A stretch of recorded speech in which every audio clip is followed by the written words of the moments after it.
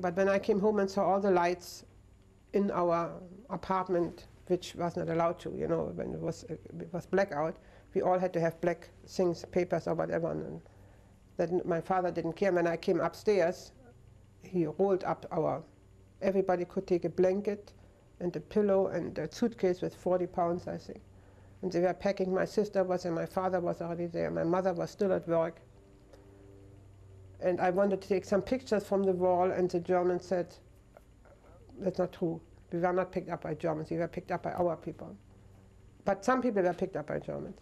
He said, where you go, you don't need any pictures.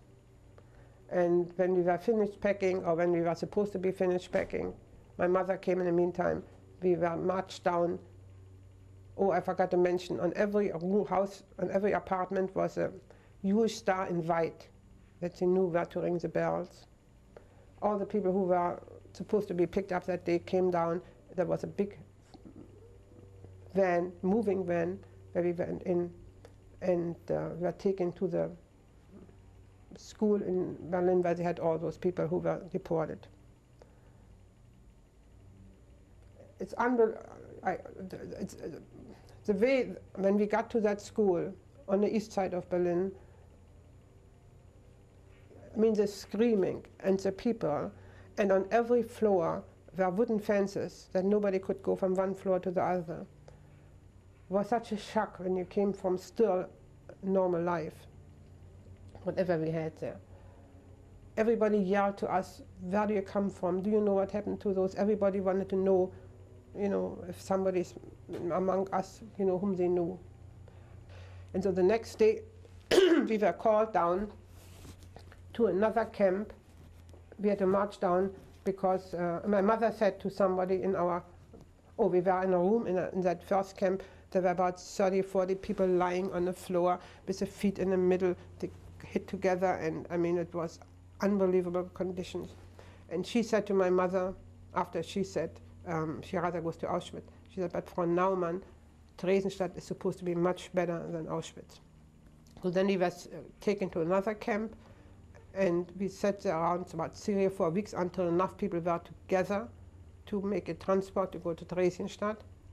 They were all old, over 65, or they were wounded in the First World War, or like us, who had a Christian relative in the family, like a father, or grandfather or so. We were, I think, the only young people. Most people were old. And before we left, the Germans came to look at us. And they said to me, which I was already 17, to make myself smaller, that they think I'm not that old, that I wasn't sent to Auschwitz, because there was a couple with us, their daughter was sent to Auschwitz. And I passed, so I could go to Theresienstadt. Of course, the train to Theresienstadt was bad, but it was not as bad what I heard later on from people going to Auschwitz.